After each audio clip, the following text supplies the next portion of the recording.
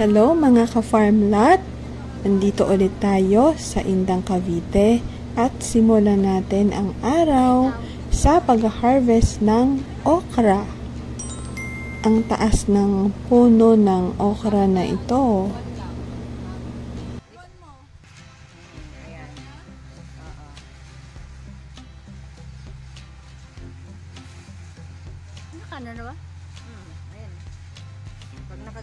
Ngayong araw, nagpapakabit rin kami ng kuryente dito sa aming kubo.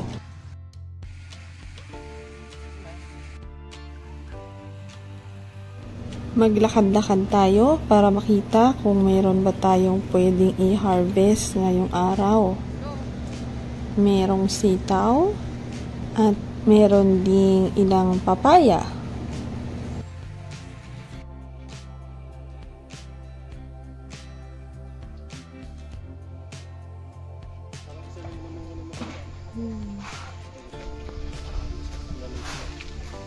Magtatanim daw kami ngayon ng pinya plantation.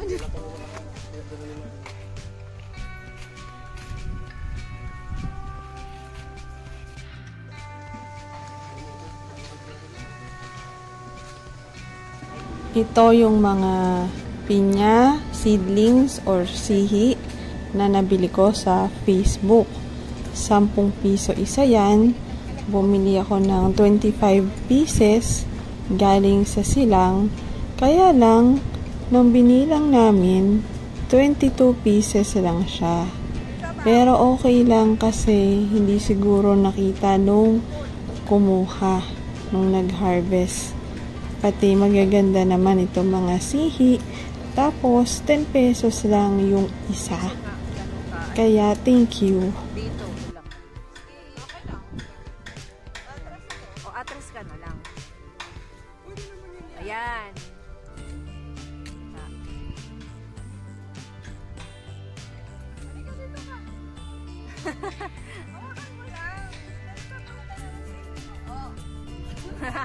Ngayon lang kami magtatanim ng ganito karaming pinya. Kaya magpipicture taking muna kami. Ayun lang.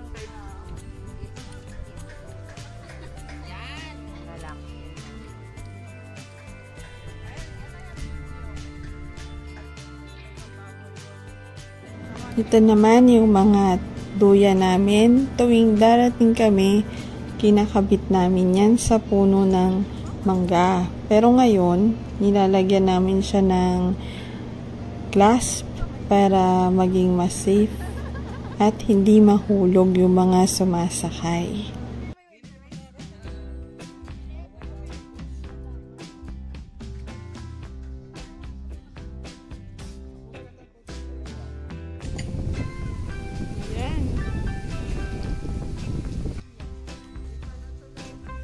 Ito na, pumunta talaga ako dito para tumulong sa pagtatanim. Dahil tuwing weekend lang ako pwedeng magtanim. At ayan, nagkikipag-chika-chika muna kami sa isa't isa habang nagtatanim ng pinya.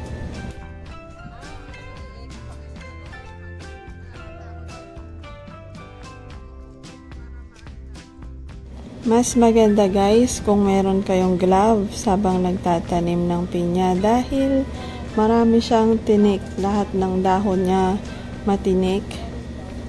Pero dito wala akong dalang gloves. Pero okay lang, isang beses lang naman ako natinik.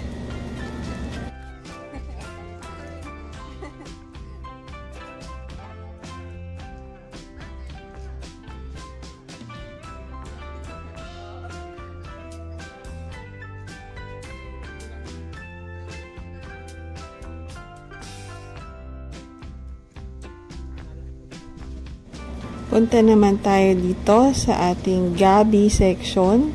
Gabi or taro in English. Mahilig kami dito dahil kinakain namin yung mga gabi leaves or tuyong laing.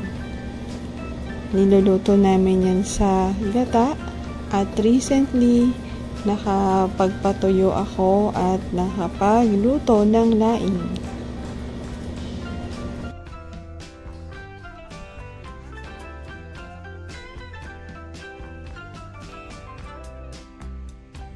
Ganito yung luto guys. So, binilad muna yung laing, tapos pinakuluan, tsaka namin niluto sa gata para siguradong walang kate.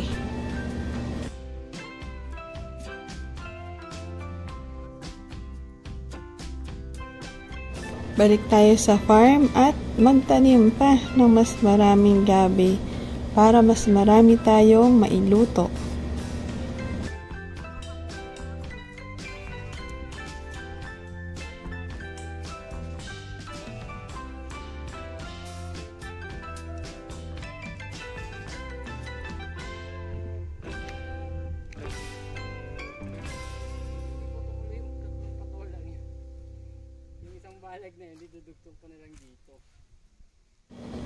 Pakita ko naman sa inyo guys ang aming mga tanim na kalabasa. Isang bilog lang yan sila. Marami sila dyan. Sana gumapang sila sa paligid. Ito naman yung mga dating fence ay ginagawin naming poste ng dragon fruit para hindi sayang itong mga concrete post na to. Hindi muna namin yan lalagyan ng gulong sa taas kasi matagal pa naman bago tumaas or umakyat pataas yung mga dragon fruit. Meron pa kaming oras para maghanap ng mga used gulong, lalo na yung sa mga toda namin dito sa barangay.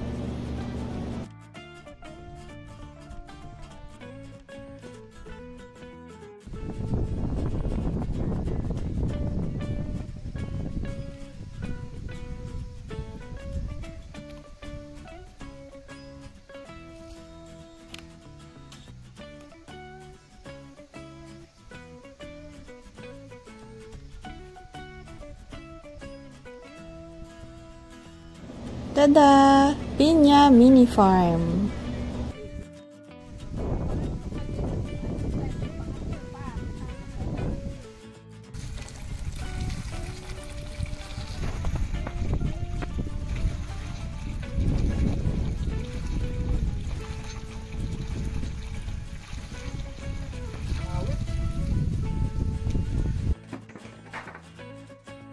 Bumili ako ng bagong pruning scissors para maglakad-lakad ako at magtanggal ng mga tuyong dahon, nitong mga saging at ng iba't iba pang mga tanim.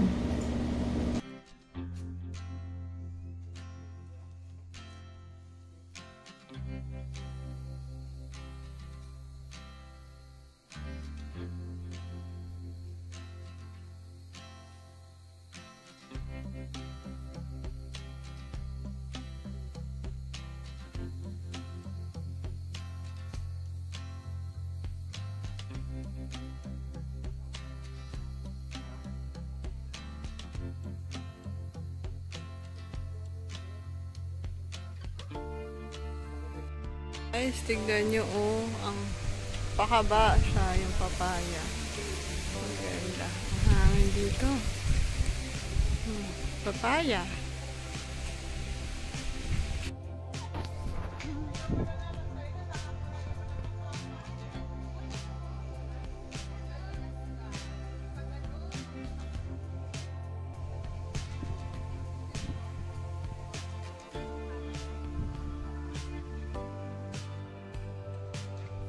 Pwede.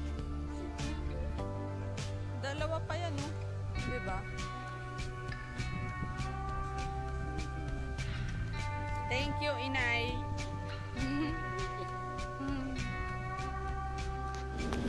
Itanim na natin itong mga dragon fruit stems or cuttings. Thank you sa nagbigay ng dragon fruit cuttings. Ang mga fruit nito ay yung pink yung loob. Yan yung paborito namin. Sabi nila, mas marami daw vitamins yung kulay pula at mas attractive din siya.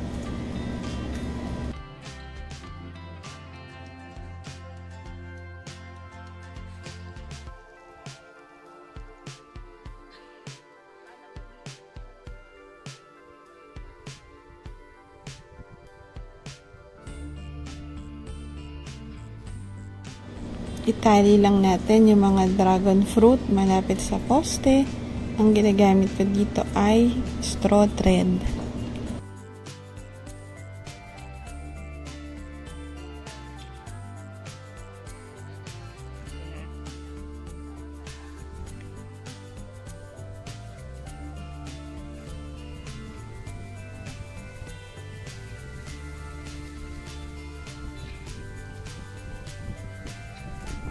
Excited na ako na lumaki itong mga dragon fruit kasi magmumukhang mini farm talaga itong property.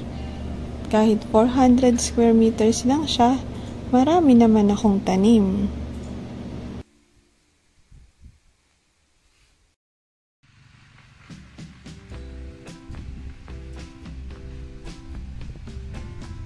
Ito yung iba pa nating vegetables tulad ng eggplant, tsaka sili.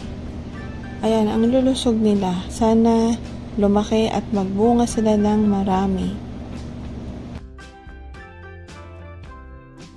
Break time muna with Ben's Halo-Halo.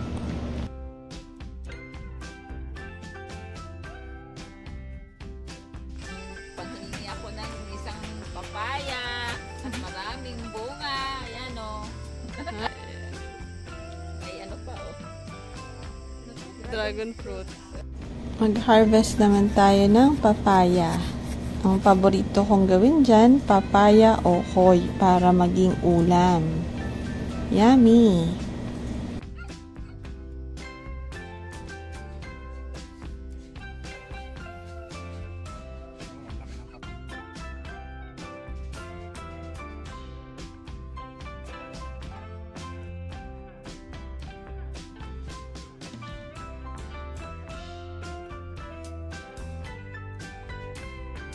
Mag-harvest din tayo ng mga sili. Gusto yata ng mga sili, kinukuha lagi yung mga bunga nila. Ewan ko, pero para sa akin, mas maganda kuhanin yung mga bunga kaysa maging binhi sila. Para tumagal yung buhay nung halaman. Yung ginagawa ko naman dito, chili garlic.